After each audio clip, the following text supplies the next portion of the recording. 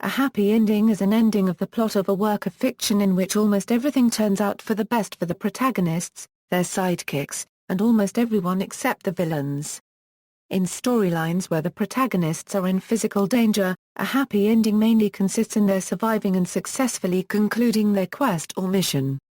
Where there is no physical danger, a happy ending is often defined as lovers consummating their love despite various factors which may have thwarted it.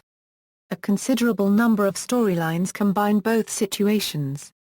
A happy ending is epitomized in the standard fairy tale ending phrase, happily ever after, or, and they lived happily ever after. Likewise, the Russian versions of fairy tales typically end with they lived long and happily, and died together on the same day. Satisfactory happy endings are happy for the reader as well, in that the characters he or she sympathizes with are rewarded. However, this can also serve as an open path for a possible sequel. For example, in the 1977 film Star Wars, Luke Skywalker defeats the Galactic Empire by destroying the Death Star. However, the story's happy ending has consequences that follow in The Empire Strikes Back. The concept of a permanent happy ending is specifically brought up in the Stephen King fantasy fairy tale novel The Eyes of the Dragon, which is a standard good ending for the genre, but simply states that there were good days and bad days afterwards. Features: a happy ending only requires that the main characters be alright.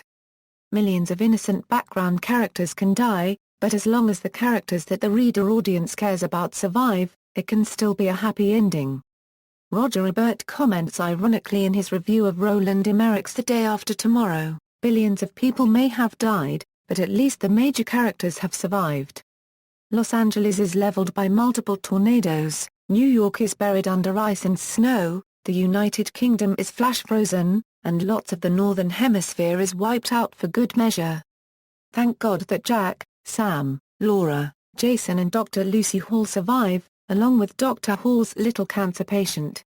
Examples: Shakespeare equals, the presence of a happy ending is one of the key points that distinguishes melodrama from tragedy.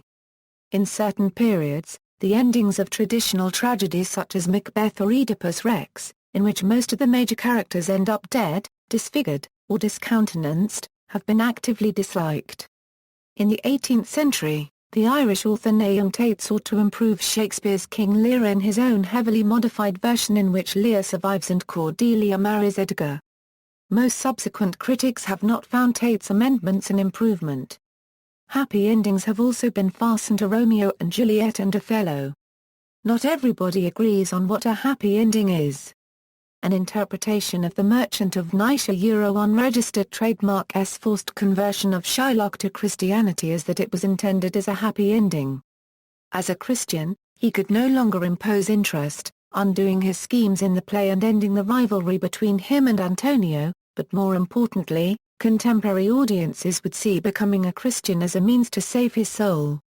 Similarly, based on the assumptions about women's role in society prevalent at the time of writing, The Taming of the Shrews concluding with the complete breaking of Kate's rebelliousness and her transformation into an obedient wife counted as a happy ending.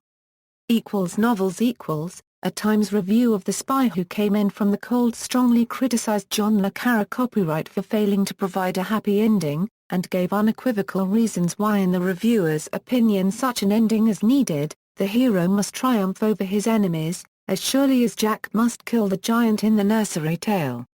If the giant kills Jack, we have missed the whole point of the story.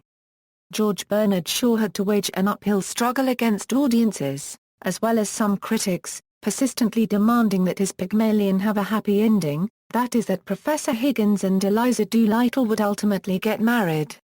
To Shaw's great chagrin, Herbert Bear Bochumtree, who presented the play in 1914, had sweetened the ending and told Shaw, "My ending makes money. You ought to be grateful. Your ending is damnable. You ought to be shot."